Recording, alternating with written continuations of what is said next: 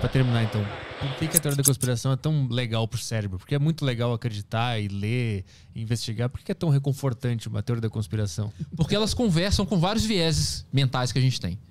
Sabe? Tipo, é como se o nosso cérebro ele tivesse assim, com os receptores todos abertos, assim, a teoria da conspiração encaixa em todos eles. Por exemplo, a gente tem uma tendência muito forte a ver padrões. Sabe? É normal. Então, por exemplo, vamos supor, a sua pessoa, a sua companheira ou companheiro chega na sua casa todo arrumado, com o cabelo molhado, cheirando shampoo, tarde num horário diferente, não costuma chegar. Você pergunta onde a pessoa foi, a pessoa meio que desconversa e tal.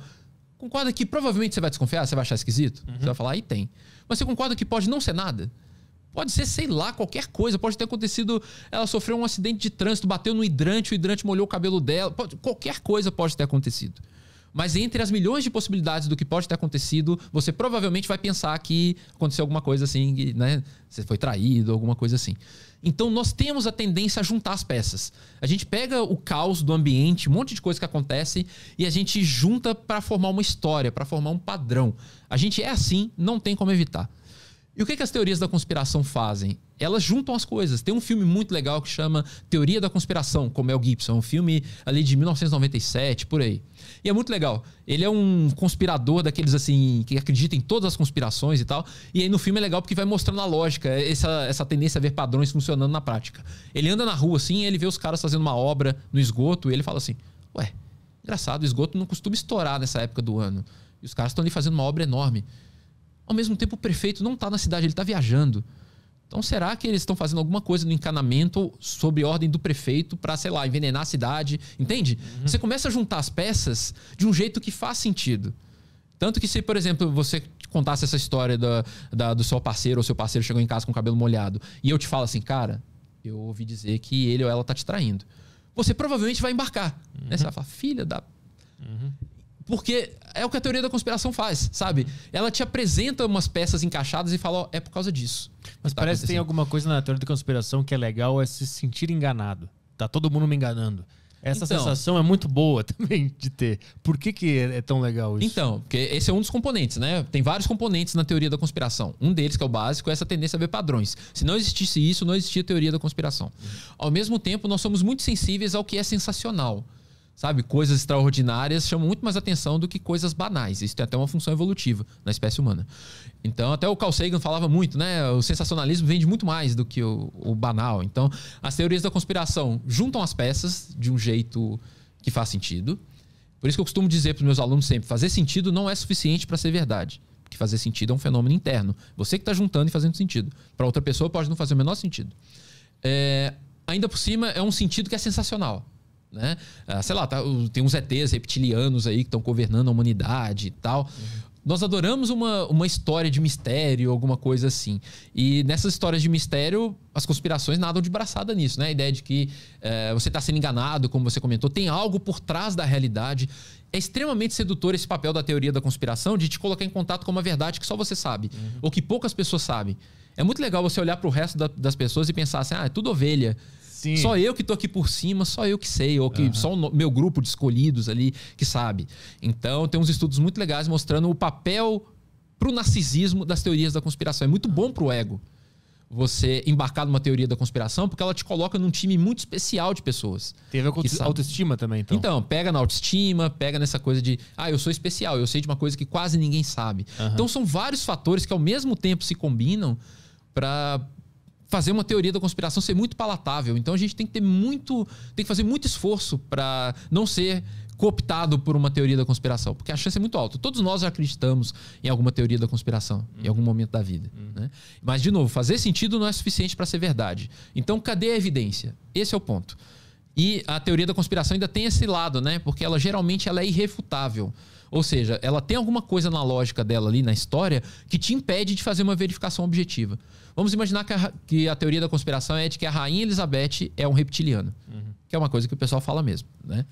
E aí, faz sentido, né? Tipo, ela tá lá toda poderosa e tal, não morre, e aquela coisa toda. O país lá já mudou de regime, ela continua lá tendo um papel dela como rainha, isso tudo é porque tem um complô e tal. Vamos tentar demonstrar que a Rainha Elizabeth não é um reptiliano. O que você faria? Você tem acesso ao sangue dela para fazer um exame? Não tem. Você tem acesso a ela para ir lá e puxar a pele dela e tal? Não tem. Você tem acesso aos médicos dela? Não tem. E mesmo se tivesse, o médico dela foi comprado, sabe? Então você pode começar a criar justificativas que, mesmo que você mostre um exame de sangue da rainha, falando que não, é um sangue normal, um sangue humano. Adulterado. Mesmo que você chegue nela e puxe a pele dela, assim, ó, pra ver que a máscara não sai, né? Você pode falar, não, essa tecnologia dos alienígenas é muito avançada. É muito boa essa máscara. Entende? Então, assim, você sempre pode criar uma justificativa para manter uma teoria da conspiração viva. Um caso clássico que eu acho maravilhoso, é maravilhoso e de triste, mas é maravilhoso. É uma teoria da conspiração que diz que a Austrália não existe. Você já viu essa? Não. Dizem que a Austrália não existe. É uma galera de terra plana, que na verdade existem várias terras planas, não é uma só. Né? Tem vários modelos de terra plana. Em um deles, os caras não conseguiram encaixar o continente australiano no modelo de terra plana deles. Não cabe. Sabe? Tipo, você coloca lá, distribui os continentes, não cabe. Falta espaço. O que os caras falaram? Eu vou acreditar que a Austrália... que o meu modelo tá errado ou que a Austrália não existe? Lógico que a Austrália não existe, né? Aquilo que eu falei, né? A gente abre mão da realidade para seguir as crenças, né? A dissonância cognitiva que eu falei lá atrás. Então os caras têm a teoria da conspiração que a Austrália não existe. Todo mundo que você conhece, que foi na Austrália, todas as imagens que você conhece da Austrália são falsas. Todos os australianos são pessoas compradas, são atores. Muito bom essa aí. Eu vou ter que pesquisar isso aí. Muito bom. Depois você pesquisa, a Austrália não existe.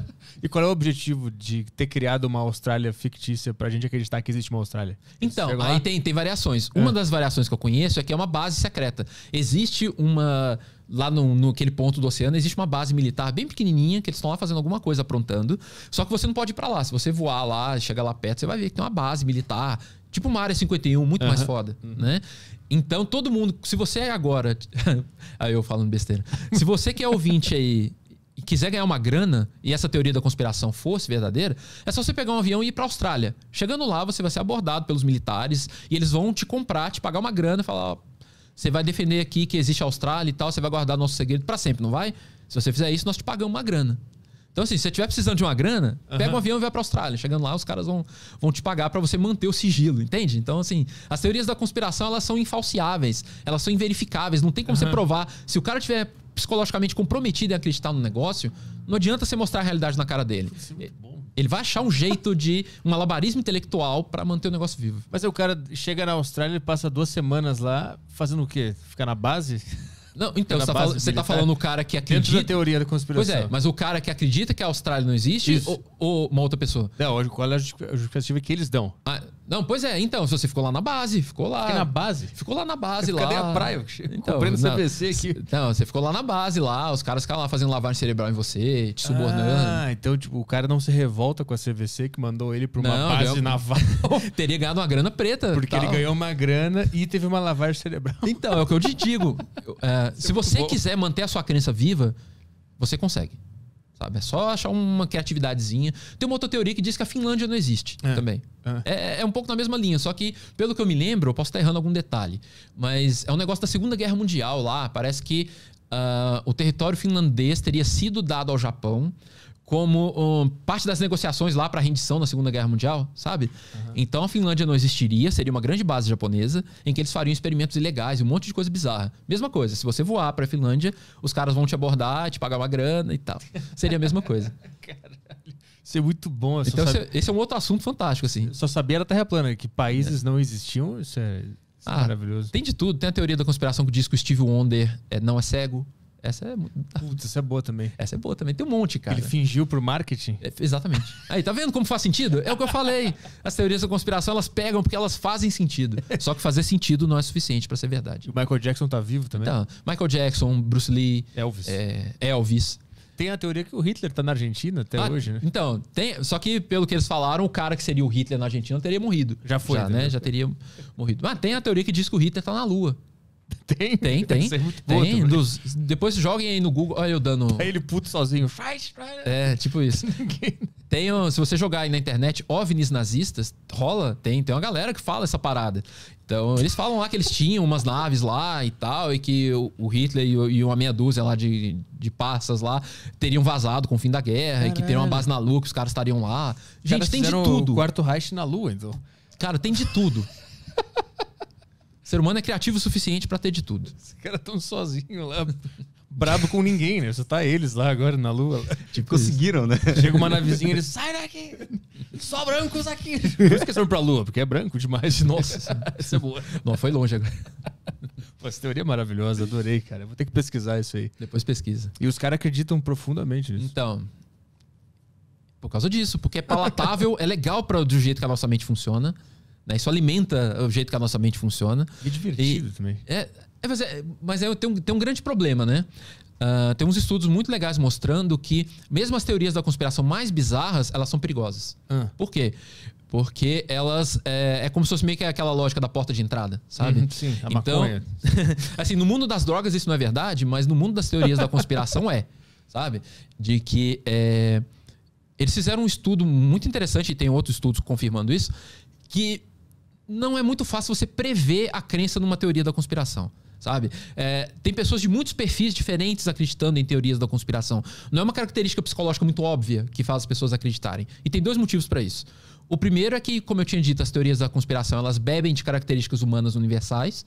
É o jeito que o nosso cérebro funciona, a nossa mente funciona, os vieses cognitivos. Então, todo mundo está sujeito a acreditar numa teoria da conspiração, a princípio. Com probabilidade um pouco maior ou menor, a depender de alguns traços de personalidade, mas, a princípio, todo mundo pode acreditar. Só que o ponto é que existe um padrão, existe uma coisa que eles viram que é um preditor muito grande de crença em teoria da conspiração. Uma característica que, se a pessoa tiver, a chance dela acreditar em teorias da conspiração variadas é muito grande. Ela já tem uma crença em uma teoria da conspiração. Então, assim, você pode ser de qualquer coisa, qualquer tradição religiosa, o que for. Mas se você já tem uma teoria da conspiração que você abraçou, a chance de você abraçar outras é muito grande. Então, mesmo aquela teoria do Steve Wonder não é cego, ela já pode plantar sementinhas dentro de você do tipo desconfiar da mídia, desconfiar dos artistas, desconfiar de não sei o que e tal. Entende? Que isso vai criando um alicerce que pode fazer com que outras ideias que a princípio são absurdas possam parecer razoáveis para você.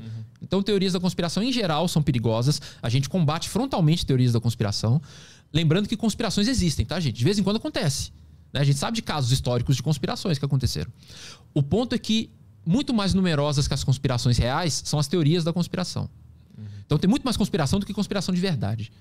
E esse é um dos motivos pelos quais a teoria da conspiração não é a melhor forma de você denunciar uma conspiração de verdade. A melhor forma de você denunciar uma conspiração de verdade é com evidências concretas e com uma investigação sistemática. Não com uma reunião de indícios que você juntou as peças na sua cabeça de modo que só fazem sentido, né? Porque fazer sentido não é suficiente para ser verdade. Mas na cabeça do teórico da conspiração, ele tem as evidências, né? Então, esse é o ponto. Mas é um tipo de evidência que muitas vezes é a evidência negativa. Por exemplo, como saber que se a Rainha Elizabeth é uma reptiliana? Você não tem uma evidência de que ela é, no sentido mais literal, né? Você não tem o sangue dela mostrando que ela tem uns glóbulos lá que não são humanos e tal. O que você tem, muitas vezes, é a ausência da evidência contrária, né? Prova pra mim que a Rainha Elizabeth é uma humana normal. Se eu tô falando de verdade, pra você agora me provar, você não consegue. Sim. Você não tem exame de sangue dela, você não tem como provar que alienígenas não poderiam ter imitado um sangue humano normal caso você tivesse o sangue dela. Então, muitas vezes, você parte dessa ideia de que a ausência de evidência é uma evidência de alguma coisa, entende? E aquela teoria da nota do dólar que tu dobra e aparece as torres gêmeas saindo fumaça? Nossa, essa eu não lembro. Essa é boa. Tem essa? Tem uma nota de dólar que se dobrar ela, faz um negócio ali, aparece faz um origamezinho ali. Isso, aí aparece as torres gêmeas saindo fumaça, assim. A pareidolia, né? A nossa tendência a ver padrões. A pareidolia é a tendência a ver padrões para coisas bem concretas, assim. Ver um cachorro na nuvem, ver Jesus na torrada, isso é pareidolia. E nós somos extremamente sensíveis à pareidolia. Se você jogar na internet, tem umas que você não consegue não ver. E você fica, não é possível que isso não foi de propósito. Sabe? Uma mancha que tem um formato assim que não tem como. Sim, né? sim. Então, como nós somos extremamente sensíveis a isso, cara, se isso está encaixado numa outra lógica maior, como o caso da teoria da conspiração, não tem como você não... Sim. É tipo ver rosto em carro. Assim, sim, ver rosto em carro, em qualquer coisa. É esse dispositivo que faz tu conseguir nós somos sensíveis a isso porque isso teve um papel provavelmente evolutivo. É bom a gente ficar esperto no ambiente, por exemplo, olhar... Imagina a espécie humana lá nos seus primórdios, né? Você olhando lá pro mato... E lá no mato tinham 2 negocinhos assim, que pareciam uns 2 olhinhos assim. E era um predador. É muito útil você ter essa capacidade de identificar padrões, né? Sim. De vez em quando isso dá erro. Dá. Você vê 2 bolinhas, você acha que é um predador e não é só uma mancha. Mas o que é preferível? Você pagar para ver ou você correr das duas manchinhas que não eram nada? Preferível correr da manchinha que não é nada. Então nós somos uma espécie que evoluiu para sobreviver, mas que muito facilmente erra, porque a gente erra pelo excesso.